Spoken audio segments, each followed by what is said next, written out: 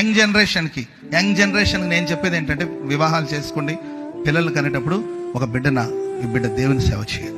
చిన్నప్పటి నుండి అదే ట్రీట్మెంట్ వాడికి. నీవు సేవ చేయాలి, నీవు సేవ చేయాలి. సువార్త ప్రకటించి వాని పాదములు ఎంతో సుందరమైనవి. నువ్వు డాక్టర్ అవ్వాలి, నువ్వు లాయర్ అవ్వాలి, నువ్వు కండక్టర్ అవ్వాలి, నువ్వు కలెక్టర్ అవ్వాలని ఎన్నడూ చెప్పుకుంటూ వస్తున్నారు కదా. నీవు దేవుని సేవ చేయాలి. Praise the lord. ఆయుధాలను తయారు చేయాలి. ఎవరో ఉన్నారు సేవ చేయడానికి.